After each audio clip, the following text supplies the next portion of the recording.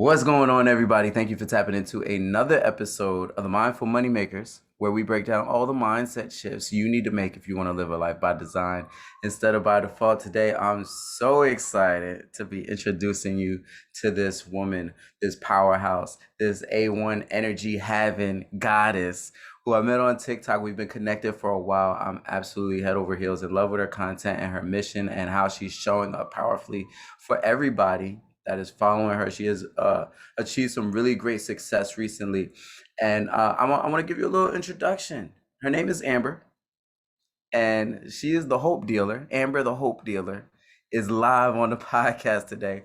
And a little bit about her. Amber is a self-published author, actress, and motivational speaker hailing from the beautifully lush state of North Carolina. She also holds a bachelor's and a master's degree in public relations and organizational communication from the University of North Carolina at Charlotte and Bowie State University, respectfully. Amber's passion for inspiring hope started in 2011 after graduating from high school and having a tumultuous time throughout. Having been bullied from the age of 5 until she graduated high school, Amber often speaks out about how this shaped her perspective of herself for years after, until she decided to start on her self-love journey. This inspired her to write and publish her beginner's guide to embarking on the journey of self-love and acceptance, entitled The Mirror of You. Amber now has an audience of over 100,000 supporters on TikTok and is growing an Instagram following, which she plans to use to continue to inspire people to dream big and go where they're celebrated. Can I celebrate you one time? Thank you, Miss Amber Lowe, for taking the time for stopping in Hey, and coming on the podcast today. How are you? I'm doing well. I am well. And I'm so grateful to be here. Thank you so much for having me. My goodness. I'm excited. This is amazing. This is amazing. So, I feel like that was a really, impressive, like I was saying, a really impressive introduction. But I want to give you an opportunity to kind of dive in and tell us a little bit more about where you've been, where you are, and where we're headed. Wow. Um when you think back over all of the stuff that you've done and all of the stuff that you're doing currently, and you get to just see how they start fitting together. I Mhm. love that feeling. Like that's very much what I'm going through now. And like you said, like I very much received a large amount of success on spreading these messages of positivity. But where did it start, Coach T Spice? Where did it start? Mhm. Um, I think honestly, my journey started with me having to go through the stuff that I went through. That's the first thing. That's where the journey starts for most people. You got to go through some stuff in order to get to where you're going. And sometimes there's not even a destination necessarily for where you're going. Sometimes it's just the journey. Like it's most of the time, it's the journey of where you're going and what you're trying to do. Mhm. So I very much started with myself. And then the experiences that I've had have very much informed what I have chosen to do with my life, what the type of work that I've chosen to go into. In the introduction, it talks about I have 2 degrees in communication. And so, hey, like we got 2 degrees in communication and we decided to be a teacher. Mm. Then we decided to be a teacher of life. Like, so and so it's just funny how those things kind of happen serendipitously like that. I started making YouTube videos actually, I'd say around 2012. So I've definitely been at this like content game for a while and throwing things at the wall. You know how that works. Throwing stuff at the wall, seeing what sticks, like what is actually authentic to me and who I am. And actually like what is the type of messaging that I'm even wanting to give to people, because quiet as it's kept, it Mhm. started out as relationship advice, like teenage relationship advice. And so that was the perspective that I was talking from at the time. But as I've matured and grown as a woman, as a spiritual being, I have been able to cultivate like new spaces to bring inclusivity for people, spreading messages that people are not necessarily hearing in their personal lives, and that's what is very important for me.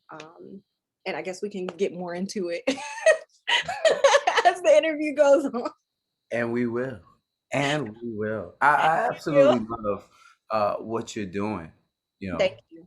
and how you're showing up. It's aligned with my mission to inspire and empower 1 million people to live One a life million of design. people. You know the vibes. You know the vibes. And it's aligned. So it's a pleasure to be able to connect and have conversations like these. Yeah. Um, where do you see your content going, your mission going in the short term future? In the short term, I very much see the content, I very much see the brand blossoming into like courses. I see it as conferences, like inviting people like yourself to come and speak your messages, and people who have different perspectives about what life brings, what life is, and also like offering people direction on what they're going through, like offering them the understanding that it's okay, my love, like it's okay. You're going through something and it's not, and here's the best part, most of the stuff that we go through is not unique to us. There is always someone that has gone through what you have gone through, and in that there is someone who understands you. So wanting to continue to establish that messaging, that brand that speaks out to people, that offers people that solace, that offers people that safe space. And I'm also an author, so I definitely want to get that book in the hands of as many people who need it, who are starting that self-love journey. Actually, coach, I let the book, like when I first released the book, it was free, soft launch. I was like, yeah, here you go, take it. Like, I just want y'all to experience what this book has to offer. It's an ebook as well. So in there, I'm sorry, it's a workbook as well. So yes, it's an ebook. There's not a hard copy at this moment, but um, it's an ebook and a workbook. So within the workbook, there's exercises that helps you through that negative self-talk, that helps you with that social media consumption or what you are consuming on social media. Mhm. I start to help people learn how to curate their timelines instead of like just completely getting away from it altogether, because we do live on social media low key now, like that's very ingrained in our society. Mhm. And I'm a very big proponent of redirecting thoughts, because sometimes we are saying these things to ourselves and we don't even realize that we're talking to ourselves that way. We don't even realize that we told ourselves that we can't in 5 different ways before you even got the thought fully like processed in your mind. So that is the goal for the book. That is the goal overall, is to just touch as many lives as possible. And I really admire what you're doing with inspiring a million people to do what they do, and I really appreciate that. Right, right. Yep. Yo, I love that book. So that book, it sounds, the workbook is powerful. It's Mhm. powerful in uh, changing the narrative, changing Yeah. the story that you're telling yourself about what you can and what you can't do, your capabilities. And I see that as one of the biggest things, if not the biggest things, probably the only thing Yeah. that's really in anybody's way is their own mindset, how you think about things. Uh, and I want to get that book to as many people as I can too. So let me get involved with distribution to the workbook, because there's a greater good, what that comes from helping everybody out, from helping Yeah. other people. We're gonna make the world a better place. Uh, Yes. Let us know how we can grab it. Oh, for sure. You can grab the book on my website. It's amberkennynetworks.com. So you absolutely can grab it from there. It's not on any other platform at the moment. but that's where you can grab it. But I just want to kind of mention what you just said, helping everyone, like, or being a certain, my whole thing is being a servant in life. And so what you just said just kind of triggered my thoughts about sowing into good ground. Mhm. Like, it is so important for us to stick together, especially people who are in this space that are trying to do the healing, trying to help other people to do that and change those mindsets. It's so important to sow into good ground. So let me know how I can help you as well. And I'm more than willing. I'm more than happy to Uh, do. It's already done. You helping me out by being on this podcast, by showing up on TikTok, by shining your light. Oh, I love it. I love it. I think that there's a lot of people listening right now, though, that have an idea. They have a project that they want to give birth Yeah. to, but they're experiencing trouble. They're procrastinating, they're holding it back, and they're suppressing their desires to really show up and have something to offer Yeah. to the world around them. I want to know a little bit more about your process. Like, how did that go about? Having an idea, going from an idea to create the workbook to actually committing to doing it, to putting it out there and risking what if nobody wants it and all these things that we tell ourselves. How was that for you? Right. There's actually a funny story about the advent of this workbook and ebook. So I was walking my dog Piper on so there's a pier not too far from where I live. I'd say it's about 10 to 15 minutes away from where I am. Well, we were wrapping up our walk, going back to the car, and this red van, I don't think he was paying attention. Well, this red van just comes speeding around the corner in the parking lot, almost takes me out and Piper out. Mm. If I didn't have like the quick reflexes that I did, then I don't know what would happen to Coach T Spice. Let me just say that. I don't Oh. know. Well, anyway, the relevance of that story, I had started writing the ebook, and Mm. I believe in like God sending you signs and wake up calls. Mhm. Okay. So when that happened, literally the ebook was up on my computer. Like, it was up while I was out walking Piper, it was up on my computer. Mhm. So when that happened and I escaped that situation and Mhm. was able to drive home safely and was perfectly fine, I realized that that was a wake up call. Cause it's like, you have been sent here to do this thing, and I feel like you sleep right now, sis, so let me wake you up a little bit, let me wake you up. And so when I woke up, I just started typing, and I typed and I typed and I typed and I typed, and I didn't stop typing until I was done. I did not stop designing until I was done. And of course, you go back in and you do your edits and stuff like that, but when I tell you I did not stop typing until I was done, I was done.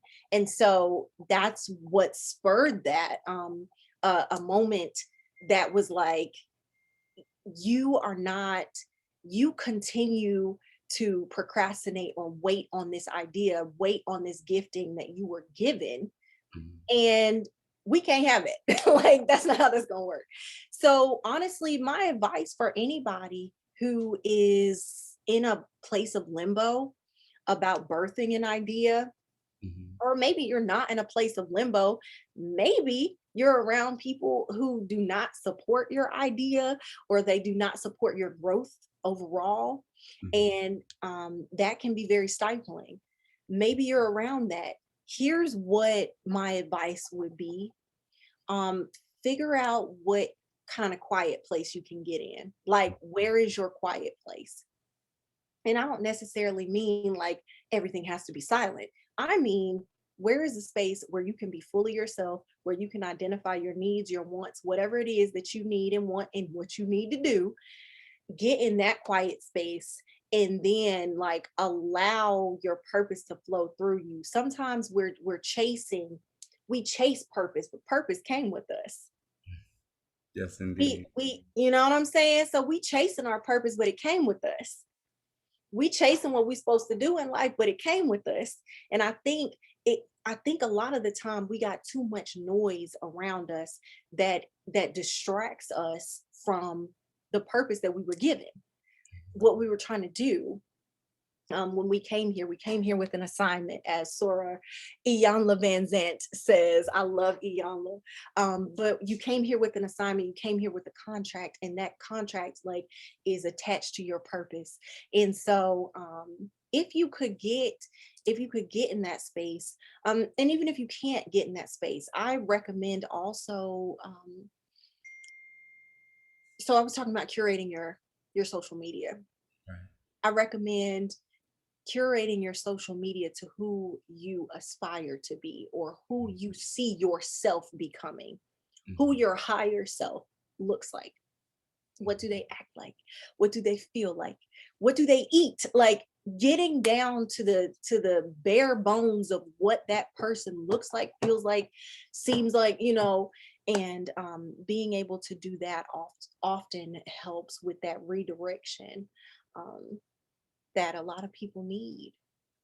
Sure does. It's so important that you get clear, crystal clear. A lot of people that I work with, that's the first step, is getting crystal clear with what you're creating, with what your higher self is calling you to be. That's Mhm, another thing that you said. It's easy to get caught up in all the distractions. One of them being this idea that we have to do, mhm, right? mhm. Like I used to have this story going on that said, because I just started diving into YouTube and personal development, if you don't wake up at 4 a.m. every morning, you're not going to be successful, right? And it was all about the doing things. Yeah. And I needed to learn in my journey that it's more about who you're being Yes. than Yes. what you're doing, how you're showing up, where is your energy, how are you feeling about Yes. yourself, and being piggybacking off what you're saying, getting into that quiet space allows you to really see and allow your passion, your purpose to flow through you instead of thinking that I need to chase it, that I need to turn over every rock. I was Yeah. just having a conversation saying that, agree that's in alignment with what you're saying, is that you already have your purpose. You already are your purpose. Yes. I love that. And you get to decide how your purpose is expressed. Yeah. So it's not something that is going to come flying out the sky and hit you over the head. A lot of people are waiting for their purpose to hit them over the head. But the reality is, it's already who you are. It's in your DNA, it's in your genes, it's your cells, it's your vibration. And we need you to show up and shine your light. Thank you for giving us permission to do that. Absolutely. Absolutely. And that's the thing. We don't realize that we have the permission to do that. Like so many of us operate with the voice in our brains that's not ours. It's not even yours. Right. It's not even yours. That voice is telling you, I can't do this. I don't know how to do this. I don't have enough money for this. I don't have enough for this. All of the limiting beliefs and the limiting belief system that has been downloaded into us or indoctrinated, even if you want to go that far, like into us through the people who were our caregivers or the people that we were around in our formidable years. You learn a lot. Like you become who you are around. So the five people that you are around the most is usually what your mindset will be shaped by. And so I just think it's so very important to, like you said, get very specific about what you see for your life and what you want for your life. Because if you're not specific about that, then it's going to be very easy to believe that you want something that somebody else wants for you. Mm. Facts. I'm gonna let that one simmer. Because I know there's a lot of people listening right now that are living life based on what they were told, based on what somebody else said. They're living by default. And the whole purpose of this podcast is to get you to a place of living by design. And what Amber is sharing with you is absolutely crucial to doing that. Getting in touch with yourself, with your truth, is the first step to being able to express it. And there's so many of us that are living unexpressed, suppressed, and depressed because of that. But that gets to end here. That gets to end now. Right? You got the right ones today. Got the Period. right ones today for sure.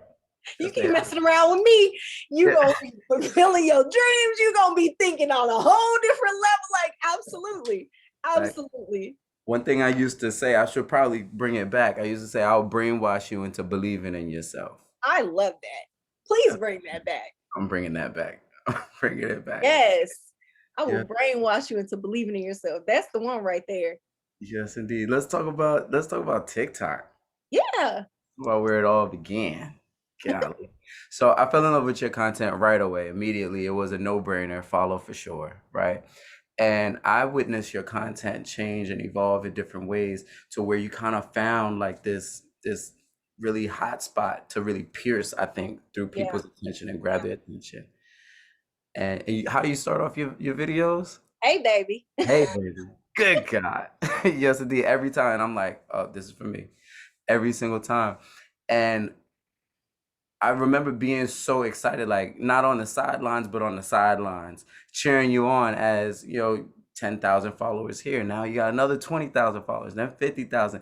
And you just recently, was it recent? You just crossed 100,000 followers. Yeah, it was in June, May, something like that. A Yeah. 100,000 followers. And you know what? I call them supporters. I don't like the word fans, and I really don't like the word followers either in reference to people, because they support what I do. You know what I'm saying? Like, they're not fanatics. And then also, I want to talk about Sora Iyanla again. Mhm. Miss Iyanla Van Zant broke it down very, very well. She said, with fans, it's like they have the opportunity to make or break like your platform Mhm. for whatever reason. They have the ability to make or break your person.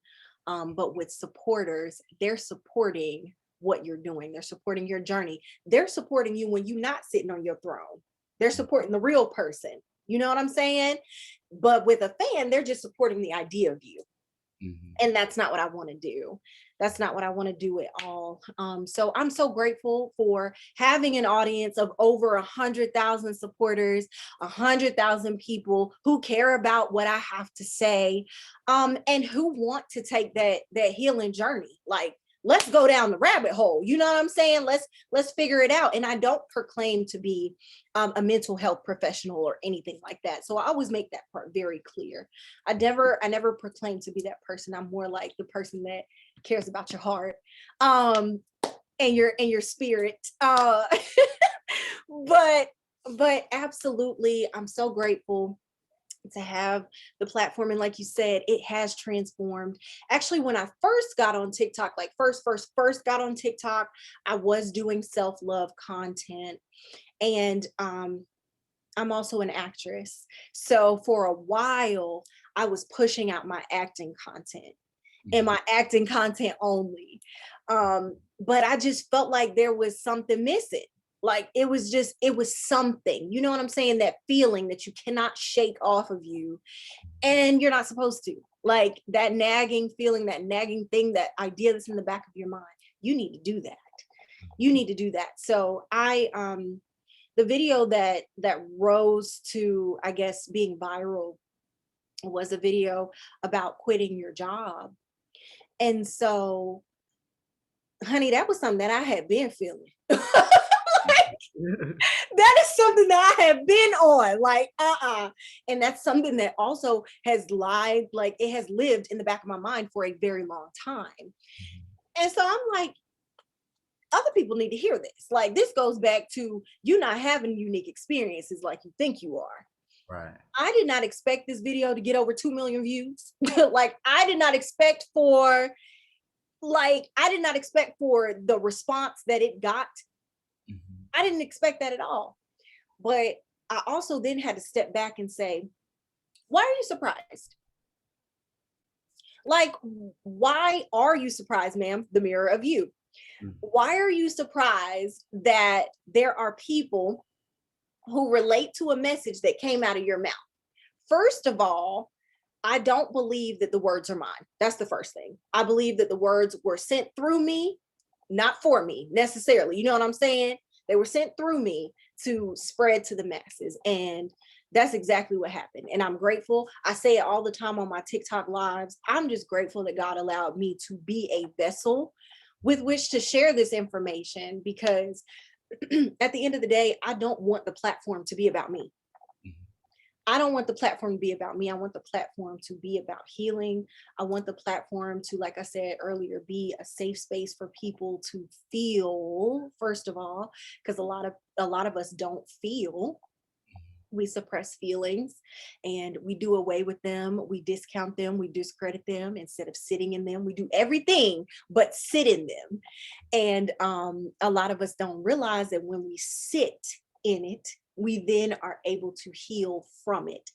But if you know, if we're not telling the honest dirty truth about what we're going through, what it is that we're feeling, it's very difficult to grow through that. So I wanted to continue to model the platform after that idea. Mhm. Things that people don't really get to say out loud, essentially. So, like I said, I'm very grateful for 100,000. I'm very grateful for people like you, where I get to, connect with you, who also has a phenomenal message, who also has phenomenal content. So, it affords so many opportunities. I'm grateful for TikTok. TikTok definitely changed my life.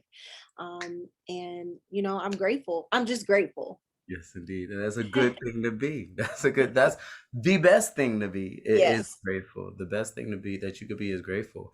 And I think that what you're experiencing is well deserved. I think that your vibe attracts your tribe, and you've obviously done the work to put out that type of energy. You couldn't do it if it didn't already exist within you, Nope. right? So I'm grateful that you did the work, that you took yourself serious enough, but not too serious, to say to say, yeah, um, I'm a big deal. I'm important, and that means I get to connect with other important people. I get to allow other people to be important as well, to give my energy and give my focus to the masses. And it's right, you're right. It makes perfect sense that you would amass an audience of supporters over 100,000, and we just getting started. That makes That, perfect sense. If you look at what you're doing online, it's yeah. easy to understand. Like I said, it was a no-brainer for me. It was easy. What's your TikTok? Drop your TikTok for the people. Miss Amber Kenny, and you spell Kenny Kenni. Shout out to my daddy. Named after my dad. Beautiful stuff. So that link is obviously going to be in the description below. So click on that and make sure that we're connecting with Amber. I got another question for you. Yeah, let's go. Let's do it. What is the question? Come on, channeling. You've been channeling. I'm going to channel something right now. What do the people need to know about Miss Amber? Yes, indeed. So when it comes to showing up, Yeah. right? A lot of people are resistant. They're hesitant. They're fearful. Just like with their emotions, we have certain emotions that we're afraid of, and it triggers our fear response, that flight, fight, or freeze. Content creation could be very similar to that and trigger that as well in a lot of people. Do you have any experiences with hesitation in showing up on video? Oh, absolutely. Absolutely. Especially being a woman who wears makeup and wigs, Hmm. definitely has some hesitation, like in terms of the whole physicality of it, because people can be very judgmental online. But outside of the physicality, I also had a lot of hesitance with with what I was going to say. Like, how was I going to package my words? Hmm. Um, Being someone who did experience bullying, you then often start to form a perception about yourself that nothing that you do is good enough. Hmm. And so when you have this perception of nothing that I do is good enough, like I'm struggling with the words that I'm using, like I'm not articulate enough, I'm not a great enough writer. So you're struggling with those limiting beliefs. I think a lot of the time was was a very big contributing factor in how I considered showing up on camera. I took a hiatus actually from making content, like, and this is that, it's crazy because that was not the first hiatus. The one that I took on TikTok from making self-love content to acting content. That was not the first time I took a self-love content hiatus. You know, there are things that happen in your life that redirect your thoughts about what you should do and where you should be. And so I think that's also a lane that I struggled in, and I've struggled in it throughout my journey, but it's also something that I've overcome and am still overcoming, because you're never perfect. So yeah, I think those would definitely be the things that I struggled with, Mhm. like in the most transparent sense. Right, right. How would you say anybody that's currently struggling with that can start to overcome it? Child, mm.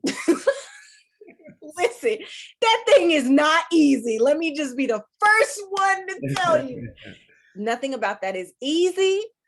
But if I were to give you if I were to give you some helpful thoughts, I would say that, again, get very clear about who you are, Mhm. what you want to do, but also use the I don't give a fuck method. Like, honestly, that's really what it boils down to. Like, I don't care if someone likes the content that I put out, because I'm putting it out because it feels authentic to me. It feels good to me. Mhm. And it makes me feel like I'm able to get out what I need to get out, do what I need to do what I've been called here to do. Like, some of our greatest leaders, when they first started out, they did not have a following of 10,000 people rallying behind them. Mhm. They did not. They had one person that believed in their message. And they tell you to preach to an audience of one as if you are preaching to an audience of 100,000, or so on and so forth. So it's really getting to a good place of I really don't give a fuck. Like, I don't care if it picks up this or if it does that, because I am doing what I am aligned to do. I Mhm. am doing what the purpose is. Now, of course, you care that, people like it at some point, but that is not your driving force, is what I should say. Right. I think that that's powerful because when you shift the result that you're looking for, when you shift what triggers that gratification, Yeah. and you take the power back. I was just talking about it, how we all like instant gratification, right? Yeah. But if your gratification is tied up in the metrics, in the numbers, in the money, and the things that take time to kind of develop, then you're going to be in like a back and forth limbo without getting any gratification, but still needing to do the work. But if you shift that, right, Yeah. and gratification comes from the fact that I said I was going to put out 3 videos today, Hmm. and I did. You get to be gratified, and it gets to be instant too. That's the best part about it for me. They say instant gratification is the worst, but I think that when you have, it just depends on what you have the gratitude for. Right. You know, so that's tremendously powerful. That's tremendously powerful, and I want to thank you again for having this conversation with us. But before we jump off, and we got to do this again because we're gonna dive deeper. We got, Yeah. I know I could tell we could dive way deeper. But as for this episode, my last question for you is, what is something that everybody listening right now could do right here, right now? First step, baby step, Mhm. to start living a life by design instead of by default. Hmm.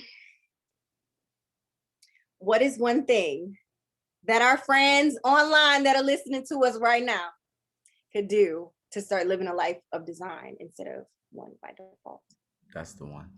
Um, Honestly, friend, I would say that the number one thing that you can do to start living your life by design and not by default is figuring out what your life by design looks like. Because when you get very clear on what you want that life to look like, whether that's waking up at 4 a.m., to, get your grind on, go to the gym, start hustling at 5. Whether that's what it looks like, or whether it looks like you get to, stay in bed until 10 a.m. and then get your day started a little bit later. Whether that looks like you're standing up on stages, giving huge addresses motivationally speaking. And then, it looks different for everyone. So I just would encourage you all to figure out what that looks like for you. Not only what does it look like, what does it feel like? Mm. What does it sound like? What does it taste like? Like, what is it to you? How tangible can you make it? And then you start doing one thing every day that that person would do. The person who lives their life by design. Instead of trying to take huge chunks out of it, take a little bit, take a little bit. Maybe you didn't wake up at 4, but you usually would wake up at 9, but you tried 6:30 today. And maybe you didn't go to the gym, but you put your gym clothes on at 6:30. Okay. So it's all, to me, it's all about celebrating those small successes after you have figured out what exactly that life by design looks like. Powerful stuff. I hope y'all been taking notes. This has been Amber Kenny. Thank you so much for Thank talking with you. us. No, thank you. This is so much fun. I can't wait to do it again. So much appreciation, so much gratitude. I'm celebrating the hell out of you for sure. And to everybody listening, as always, love, love. Be well. Don't forget to have the guts to follow your guts. Peace.